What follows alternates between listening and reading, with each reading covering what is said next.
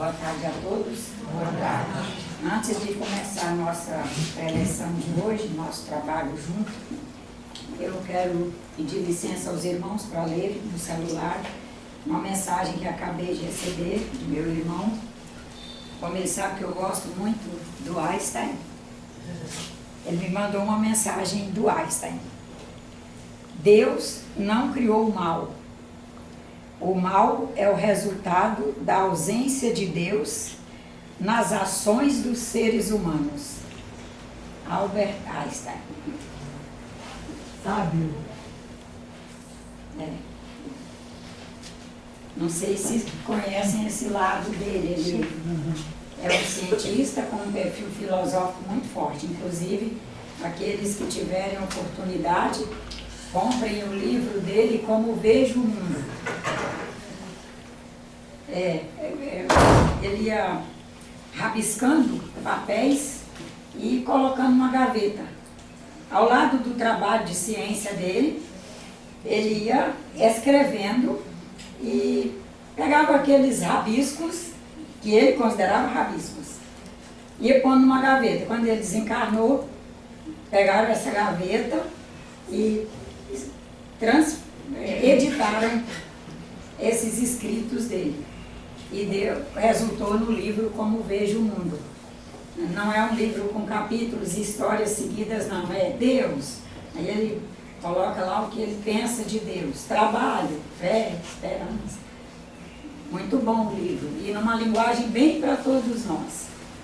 Porque a gente fala nesses ícones de ciência, pode pairar em nós nem comprar o livro pensando que vai estar uma linguagem acima do nosso padrão. Não, o livro é plenamente para todos nós. Mas vamos lá para a nossa temática de hoje. A esperança e a expectativa. Qual é o conceito que nós temos de esperança? Como que nós conceituaríamos a esperança? Anseios. Seria? Não é só anseio. Não. Volto a dizer, linguagem da alma. A alma, inclusive, é considerada na religião católica uma das virtudes teologais, fé, esperança, caridade e bom. Seria a alma na sua palavra em inglês, o seu anelo. A alma é o seu anelo. Contrário a outra. Conseguindo enxergar as coisas no curso do tempo e do espaço. E quando se fala em espaço, no sentido filosófico, religioso, somos nós o primeiro espaço, num caso desse.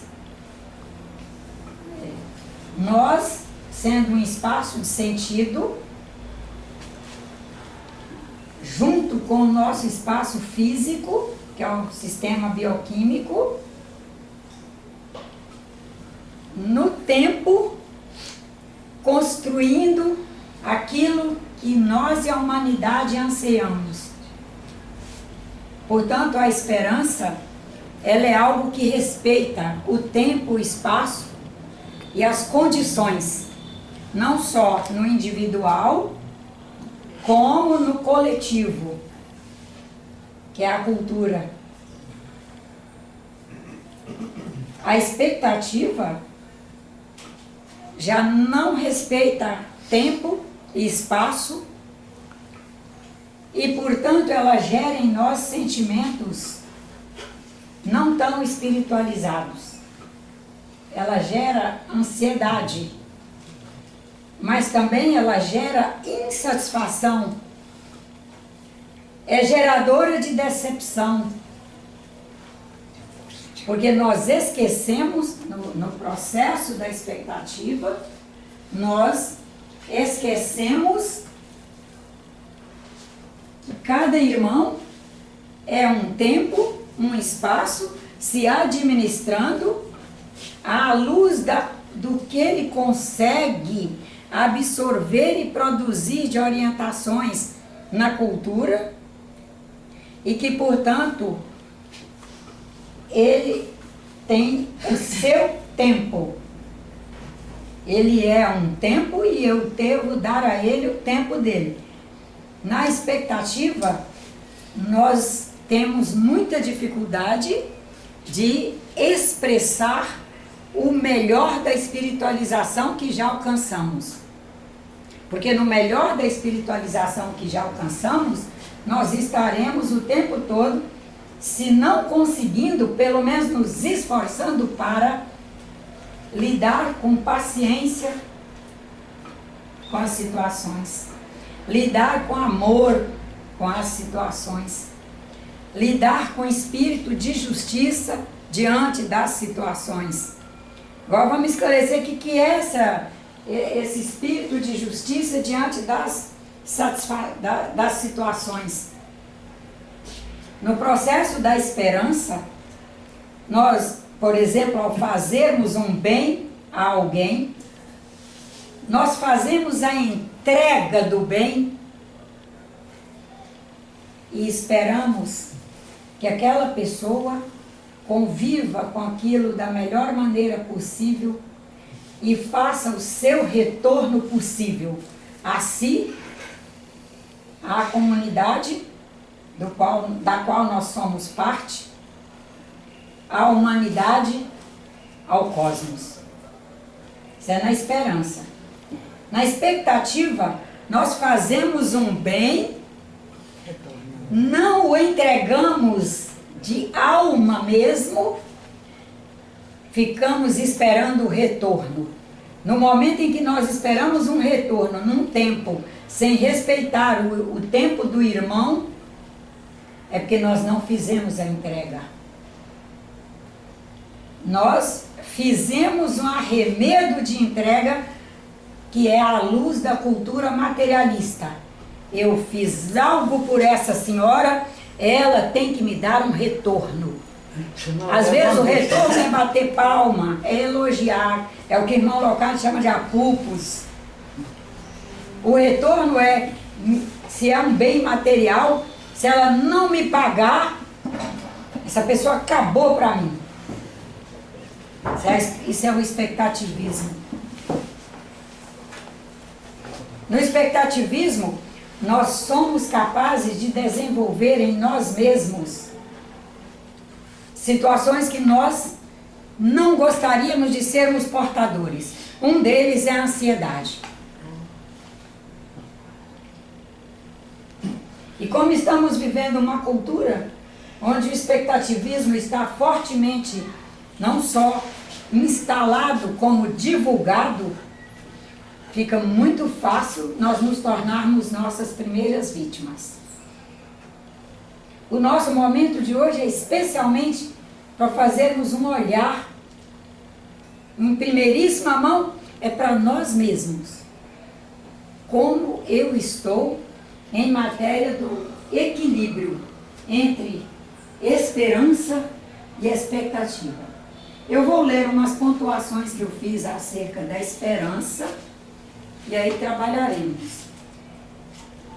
A palavra, de onde vem a palavra? Vem do latim, que é e descreve o sentimento que leva o ser humano a olhar para o futuro, considerando o portador de condições melhores do que as do presente.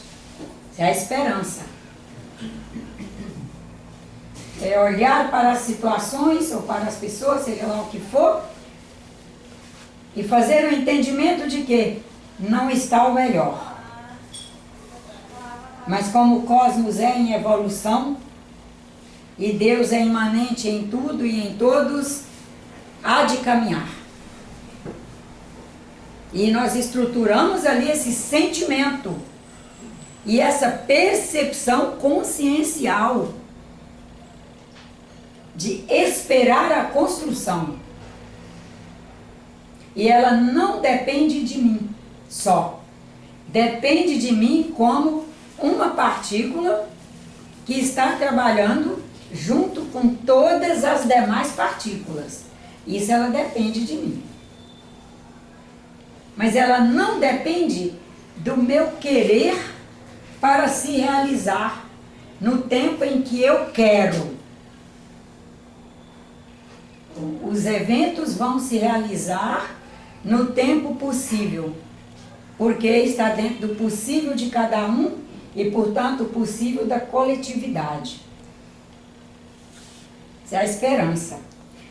Significa ainda confiança em algo positivo que está sendo construído. É um conceito, uma crença que vai do emocional ao racional, do racional ao emocional, que se manifesta em maneiras de ser, de atuar, de fazer, de confiar, acreditando na solução que levará o esperado a acontecer. E aqui nem seria, eu errei quando pus na solução, que são nas soluções. Essa questão da esperança me dói um pouco a alma no sentido de perceber, por ter sido do meio rural e ter estado lá trabalhando a terra, esperando as coisas acontecerem para que aquela produção viesse, aquela safra viesse. Quando eu olho para os senhores que são urbanos, vivendo na segunda maior metrópole do país, e que é uma metrópole onde a economia dela gira em torno do turismo, eu confesso que oro muito pelos senhores todos, porque é uma construção que os senhores têm que fazer num esforço pessoal. Porque a segunda maior metrópole do país, por mais que queiramos reclamar dela, ela apresenta condições de confortos materiais enormes.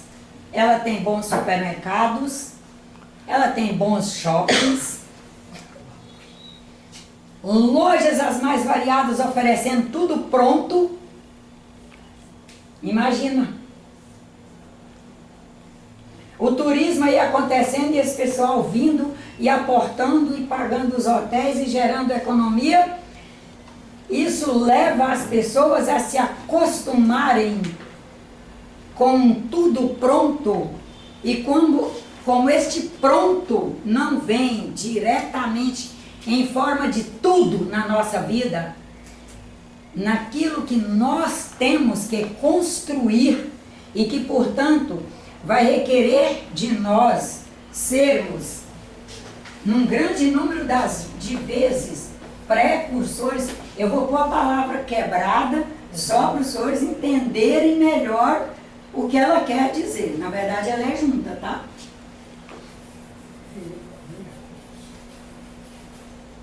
Será que uma cultura, uma cidade, uma metrópole que nos oferece tanta coisa pronta para a gente chegar lá e com um dinheirinho pagar e levar para casa pronto,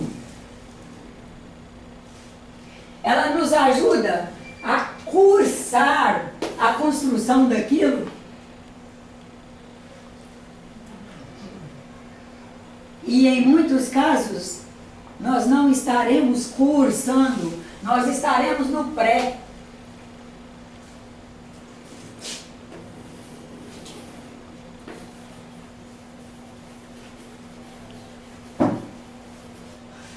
Por exemplo, quantos filhos nós receberemos através de nossas gestações, de nossas fecundações, que é o que vem primeiro. Quantos filhos receberemos através de nossas fecundações, onde somos precursores em muitos itens, no sentido da adaptação dessa criatura à cultura para vir a ser um cidadão de bem, útil, trabalhador, produzindo elementos que a humanidade precisa no planeta.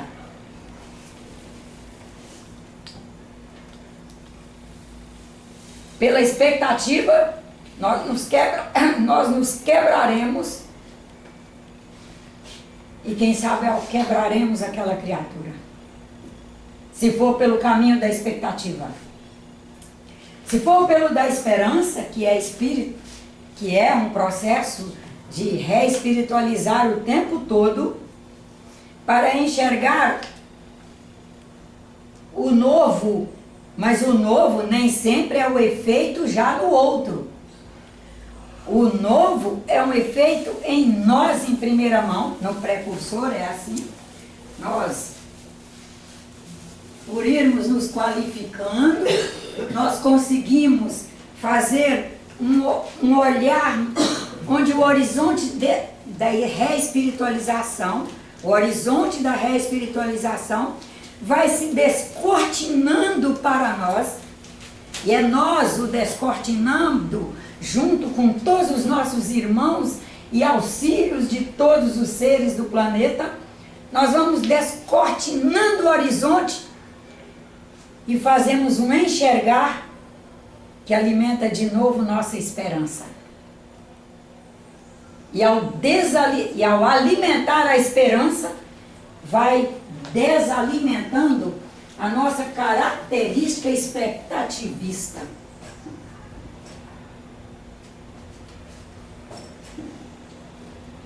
O apóstolo Paulo discorre sobre a suprema excelência da caridade, porém, depois de tecer comentários sobre a parte e o todo, diz: agora, pois, permanecem a fé, a esperança e a caridade. Estas três, permanecem a fé, a esperança e a caridade, estas três, mas a maior destas é a caridade. Porém vos digo, sem a esperança, mais difícil fica o exercício da caridade. E o que é a caridade? Que anda junto com a esperança. O que é caritas? Cuidar. Caritas é cuidar. E a esperança? Esperar pelo cuidar, pelo sucesso, o progresso, pela caminhada daquele bem que estamos cuidando com a caridade. Na medida em que nós vamos fazendo esse olhar, nós vamos aprendendo a ter sim planejamento para as coisas. Planejamento anda junto com a caridade, anda junto com a esperança, anda junto com o trabalho, anda junto com tudo isso. Mas ele só não pode ser algo que, por eu ter planejado, ele se transforme em motivo para expectativismo.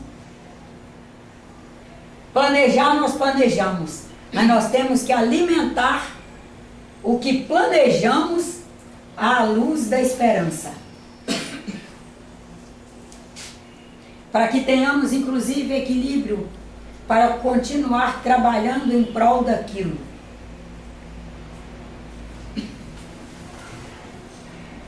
Uma das coisas muito frequentes nos gabinetes de orientação da casa espírita é as pessoas sendo extremamente infelizes pelo bem que fizeram, porque não receberam de volta.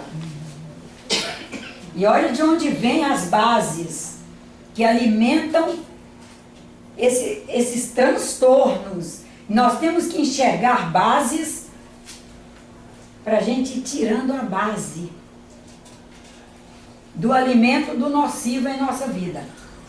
Como nós ainda estamos, mesmo os espíritas, que não eram para estar, mas estão, nós estamos muito à luz da lei de ação e reação.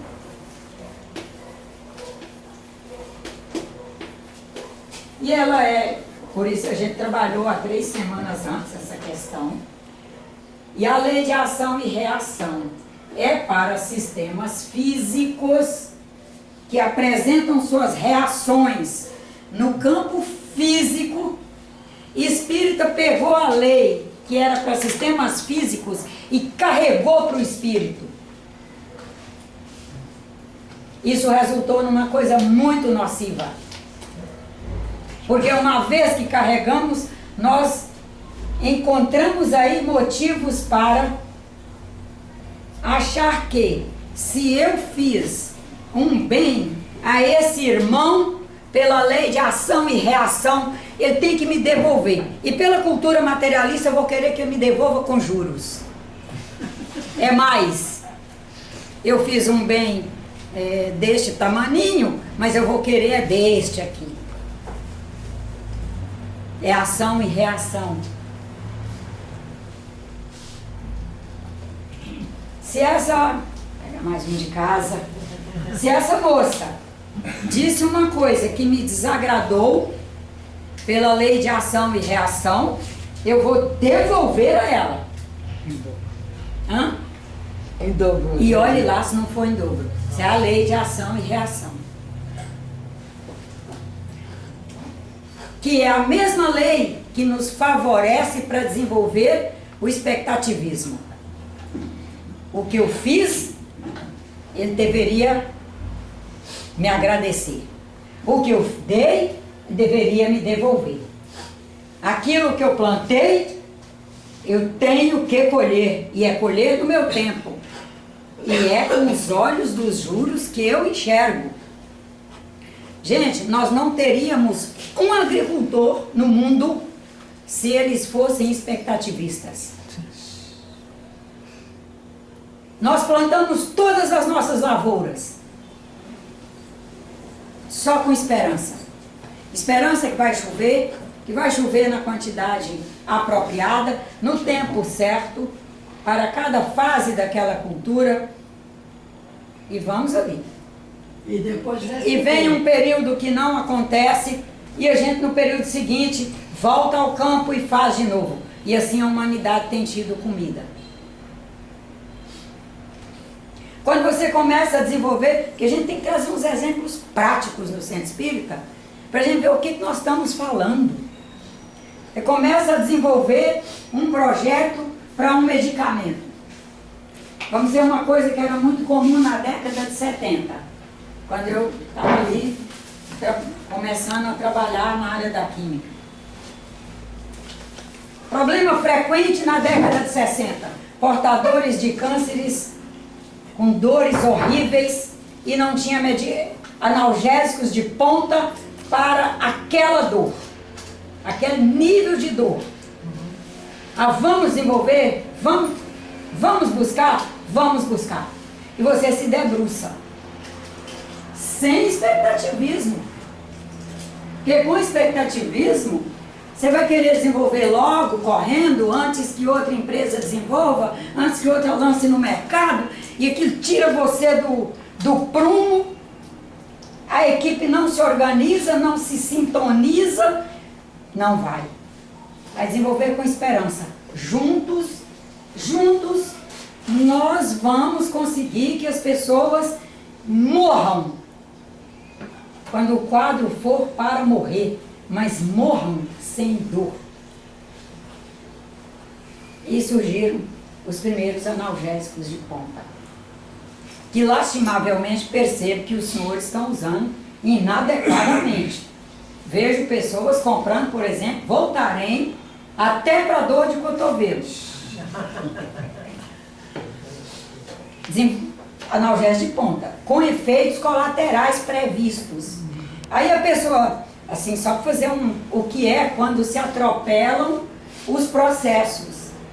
A pessoa lê a bula, compra, sem orientação médica, sem receita, lê a bula e acusa a indústria farmacêutica.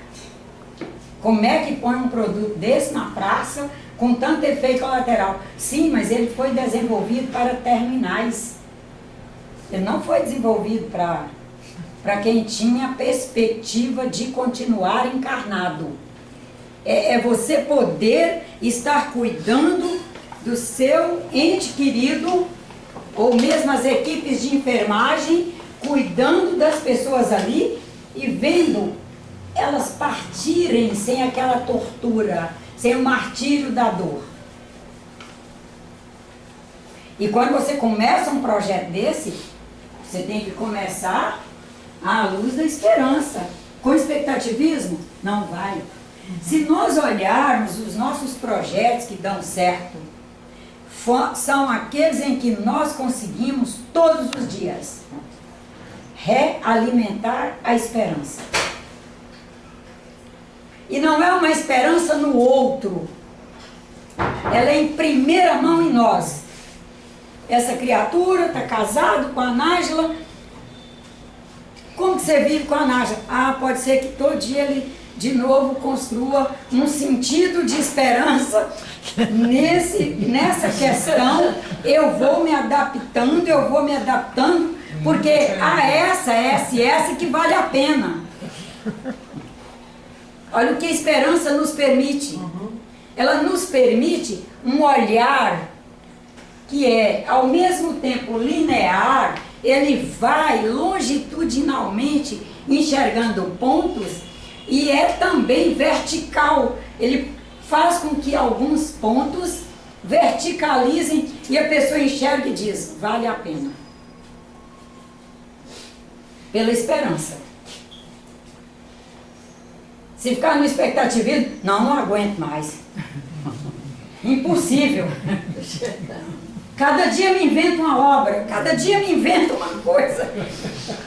Quem que aguenta? Mas aí ele diz, mas e a obra? Realmente vale a pena? É humanitária?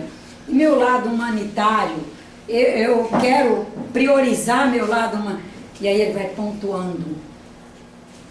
E com a esperança de que ele será capaz de compreender, entender, caminhar junto e estar de mão dada, vai construindo um status para estar bem naquela situação. A esperança que nos permite isso. Se o expectativismo era ter alguém para ele, olhando para ele, e ali, me dá, entrega a meia, entrega o sapato, também entrega a comida, também entrega mais isso, também entrega mais aquilo. Isso é o expectativismo. Imagina, nós, vamos colocar um ponto que é importantíssimo na nossa cultura. Nós, brasileiros, escolhemos reencarnar num país que está começando a engatinhar. Vamos pôr o Brasil frente às culturas orientais. Quantos anos tem o Japão? Quantos anos tem a China? 2 mil. Mais. A cultura chinesa é forte há mais de 5.000 anos. Forte. Já era forte há mais de 5.000 anos. E nós, 1800, nós não temos 500. Não. 500, alguém lá de Portugal chegou aqui procurando um lugar para explorar, viu que valia a pena explorar e dá-lhe explorar. Isso não é começo de cultura. Mas Isso é exploração. Indígena, né? No bom sentido, estou falando. Tem uma população indígena, eu sou descendente de indígena, eu dou muito valor a essa cultura e eu estou querendo lá, para mim. Isso. Aí, bom. E esses que eram os habitantes que realmente tentavam fazer sua cultura, é o contrário, eles sofreram, foi uma diminuição enorme e até mesmo uma dilapidação, destruição. Então, cultura mesmo, nós podemos considerar que começou a partir de quando Napoleão colocou a família imperial para correr para o Brasil. Exatamente. João VI, 1808. 1808, estamos nós aqui em 2000 e pouquinho, porque estamos em 2025, nós chegamos antes disso, né? A maioria aí como eu. Isso significa que escolhemos reencarnar numa cultura que está tentando assentar e engatinhar. Podemos fazer expectativismos de uma política organizada, vamos pensar, de uma justiça organizada, de uma justiça que seja justiça, mas nós fazemos a esperança. Na esperança, fazemos a nossa parte. Era aí que eu queria chegar. Quando a gente espera e a gente é decente na espera, a gente não espera de braço cruzado, a gente não espera sentado, a gente não espera deitado numa rede. A gente espera, como o agricultor, que espera plantando suas sementes e carpindo, e faltou a chuva, arranja um jeito de levar uma água com uma mangueira e jogar. E o lugar é sem água, arranja um jeito de construir caixa d'água para recolher água de chuva e construir telhado que dê para pôr calha em volta e recolher água de chuva. E tem que fazer isso. Não vamos criar mais essa adaptação. A esperança é isso. Ela nos leva a estar em ação. É isso aí. E no expectativismo? A decepção. E aí o que acontece com a capacidade de ação da pessoa? Ação no bem. Quando, ela colocou aí, vamos pôr aqui, só para a gente ver. No expectativismo, nós produzimos a decepção. Na decepção, nós colocamos para cima todas as nossas bombas bioquímicas na produção de elementos e valores necessários para estarmos em ação no bem ou na expectativa. Ao chegar à decepção, nos coloca adrenalínicos.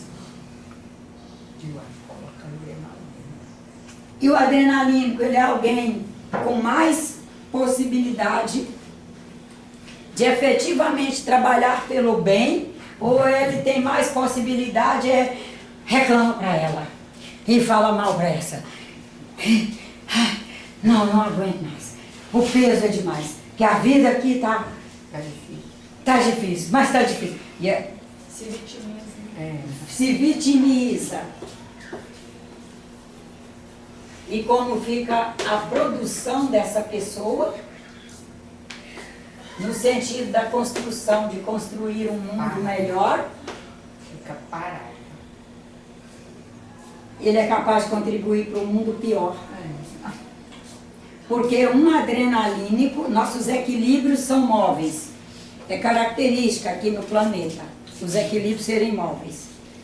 Os equilíbrios do planeta já são móveis. Ele permite que nós, espíritos, que ainda estamos nesse processo do aprender a ser, portanto, equilíbrios móveis, nos aportemos aqui para fazer nossos aprendizados, marcar nossos passos evolutivos nesse período do processo encarnatório. Isso é para nos mostrar o quanto é fácil os equilíbrios se moverem. É fácil os equilíbrios se moverem, mas o que é mais fácil? Os equilíbrios se moverem para o bem, que é o novo, que custa trabalho, que custa energia, que custa raciocínio, que custa abertura de alma e de cérebro, ou é mais fácil os equilíbrios se moverem para menos, porque o menos nós já temos construído em nós?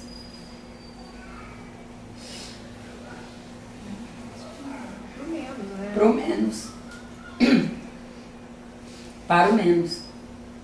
Isso não é só no sentido de casa de religião, de espaço filosófico, não. Nos espaços de ciência também. É porque o grande cuidado, e é uma coisa assim, que a gente tem que levar com severidade num laboratório, o esforço para que os equilíbrios das reações aconteçam em direção ao que nós precisamos, ao que nós nos propusemos, ao que nós queremos, porque é facílimo os equilíbrios acontecerem ou para produzir a menos o que precisamos produzir, e aí a produtividade cai, fica insustentável para quem banca ali, que é a indústria, ou ir para produtos até contrários ao que buscamos. É um esforço enorme para estar na linha que precisamos, e conosco, com todos nós. Todos os nossos equilíbrios para o bem, que são a luz da esperança, nós precisamos cuidadosamente trabalhá-los Porque o pior, não estou falando o pior, gente, no sentido de uma coisa horrível. Não, é o abaixo do bom. Abaixo do bom já é o pior, com relação ao bom. Este nós já temos prontos em nós. Porque isso nós já soubemos fabricar antes. Eu já soube fabricar a preguiça. Está fabricada. Basta eu... Pronto. Já está pronta para me atender. Eu já soube fabricar o desmazelo. Ai, meu Deus, limpar essa casa, lavar esse banheiro, lavar roupa, arrumar guarda-roupa, gaveta, arrumar esses livros, essa papelada na mesa, arrumar essa papelada. Está prontinho não arrumar. Com os senhores é diferente? O que está pronto é o fazer a menos. E a questão é que no fazer a menos, se nós vacilarmos, numa expectativa de que possa alguém chegar e arrumar isso para mim, alguém vai fazer isso, alguém uma hora dá um jeito, nessa expectativa, quais são as vibrações que eu faço, aí vamos voltar para a semana anterior de novo, quais são as vibrações que eu faço e as conexões que faço com encarnados e desencarnados. Em sintonia. Porque não há milagre. Como não há castigo, também não há milagre. As conexões espirituais são por sintonia. Aquilo que eu produzo, que eu dissipo, vão alcançar meus pares e vão se somar.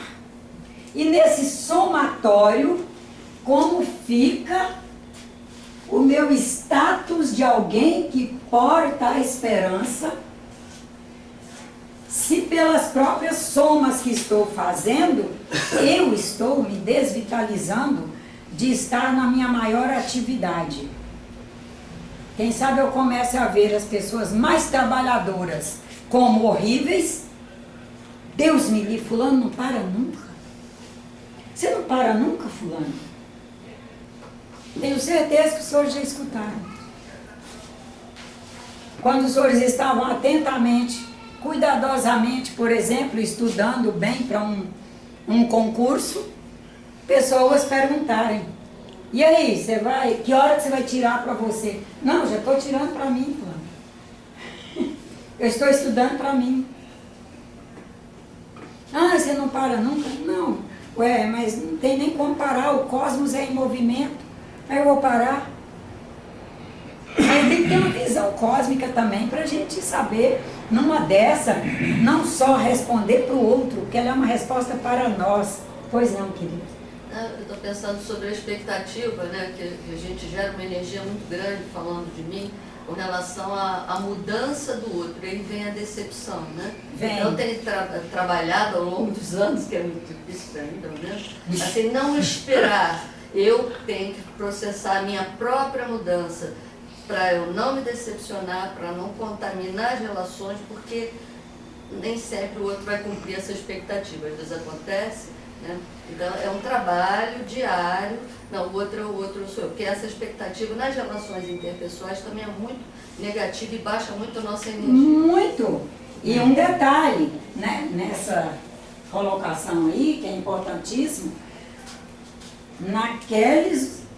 naquelas situações todas que nós formos precursores, nós estaremos numa condição extremamente missionária,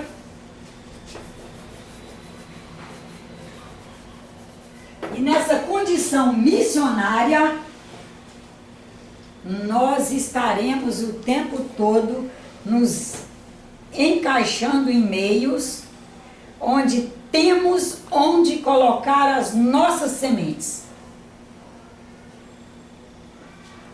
Nós estaremos ali para exatamente ir tirando das algibeiras, da alma, do cérebro, do conjunto inteiro, sementes e entregando. sementes que o agricultor, estamos ali na condição de agricultores, vamos colocar a semente no interno daquela pessoa, como o agricultor põe dentro de uma cova na terra. E o tempo vai cuidar que a semente germine, nasça, cresça, floresça, dê frutos. Quem sabe daqui 1000 anos. Nós não sabemos qual é a nossa condição enquanto precursores, porque sementes que estão frutificando, que foram semeadas um dia e que estão hoje frutificando em nós, foram semeadas há quanto tempo? Vamos pensar nas sementes de Jesus Cristo. Alguns de nós, quem sabe, se olharmos, e mesmo olhando humildemente, perceberemos que já há um frutozinho, mesmo que seja modesto, mesmo que não seja uma super safra, mas que já há uma safrazinha em nós, de algumas das sementes que Cristo semeou 2000 anos atrás. Exatamente isso, porque ele estava com 25 anos há 2000 anos atrás, quando ele começa a soltar suas sementes.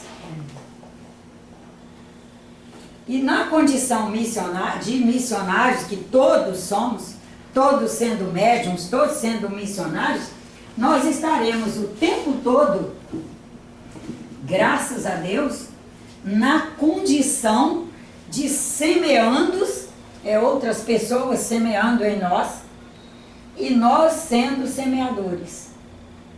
E nós temos agora um enorme compromisso de rompermos com teorias que nos atrapalham enquanto semeadores e enquanto seres de esperança. Porque um semeador que não tem esperança não é semeador. Olha uma delas. Nós ainda estamos vivendo o conceito e a prática de querer nos afastar de espíritos que não sejam supra-iluminados. E além do mais, nós somos todos utilitaristas, fica facílimo alimentar isso em nós. Nós mesmos alimentamos e vem as informações de fora. E agora a internet despeja o tempo todo. Aí a gente deu nome àqueles espíritos que nós tínhamos que ser semeadores deles. Aí a gente deu o nome de obsessor, a gente deu o nome de brincalhão, de zombeteiro, de espírito que está comigo, está me espreitando desde as encarnações de não sei quando, porque nos demos mal. Como se aquele espírito tivesse feito aquela reencarnação ali ao meu lado, tivesse desencarnado, tivesse reencarnado de novo, desencarnado de novo, e tivesse ficado parado sem evoluir. E eu também, parada, sem evoluir, e que aí nessa encarnação, nós dois, vamos dizer que reencarnamos, nós dois nessa encarnação, nos encontramos e nos somamos e estamos aí prontos para um prejudicar o outro. Mas isso encaixa na lei de causa e efeito, que é do presente, naquilo que no presente eu sou causa, estou produzindo efeito. Será que isso endossa o presentismo, que é o que os espíritos e os grandes filósofos estão nos orientando a viver, essa filosofia do presente? É no presente que eu troco frequências com as pessoas. É no presente que nós compartilhamos campos. É no presente que nós nos somamos. É no presente que nós construímos. Será que nós já conseguimos enxergar por aí?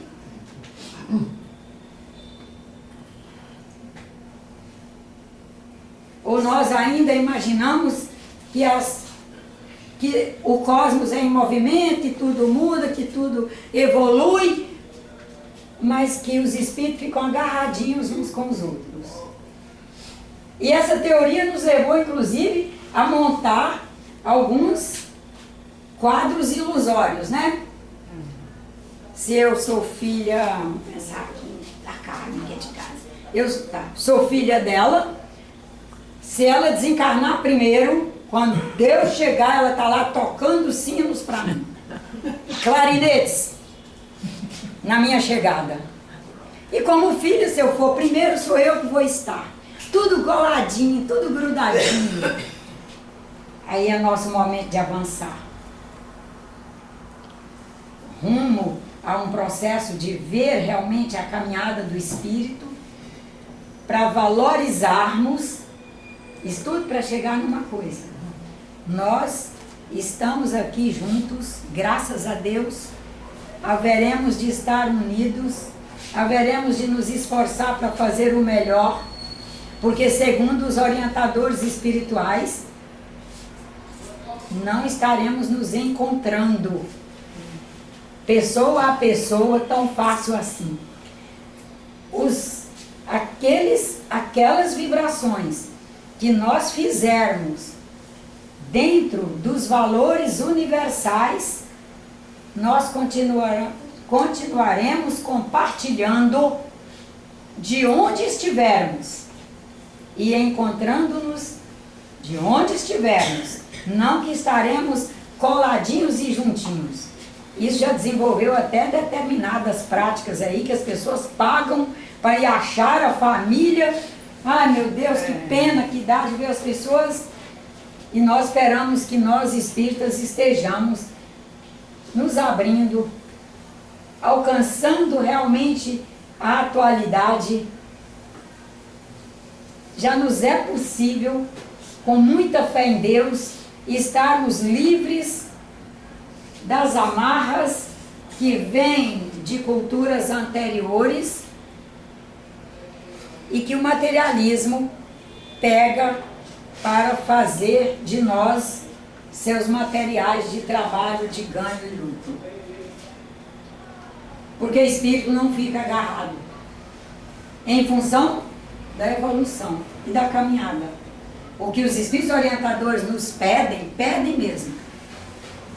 Cuidem de, com muita esperança, amor, espírito de trabalho, de justiça, fazer o melhor que podem nos seus relacionamentos com quem estiverem, porque ao desencarnarem farão suas revisões, suas caminhadas, e quem sabe até gostariam de reencontrar essas pessoas, mas por outras escolhas não terão a mesma oportunidade de novo.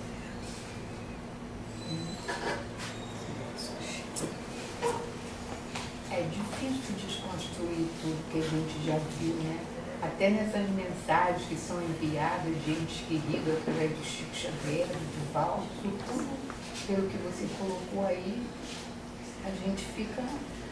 Mas se a senhora for na mensagem deles, a senhora vai ver que a estrutura é verdadeira. A estrutura é o amor, a estrutura é a gratidão, a estrutura é... E é importante isso, porque eles captam essas vibrações desses espíritos. Entendeu? Entendi. Que nós dissemos aqui. Mas aí vem mensagem de mãe com filho, de parentes.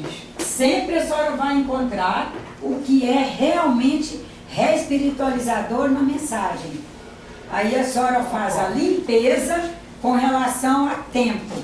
A linguagem possível nesse tempo era essa, ele fez esta linguagem.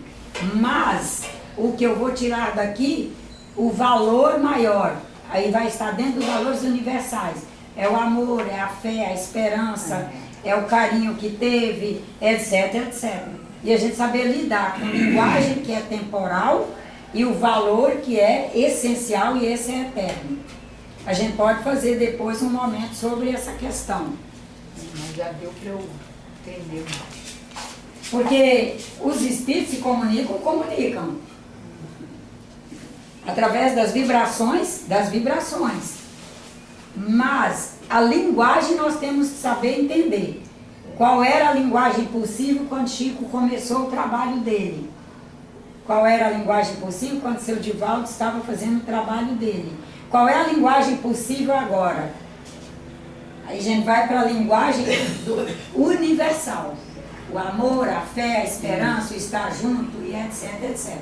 E quando eles disserem, estou junto de você, não é o espírito colado em mim o tempo todo. Estou junto de você no sentido do amor. As vibrações se somam. Da fé, as vibrações se somam. Da esperança, vibrações se somam. São eternas. Agora, acreditar que eles estão colados e que eles nem vão para outras atividades cósmicas que não se desprendem de nós, esse é que nós estamos dizendo para a gente abrir o olho. E já é hora. Não sei se ficou claro para a senhora. Ficou, me deu uma luz.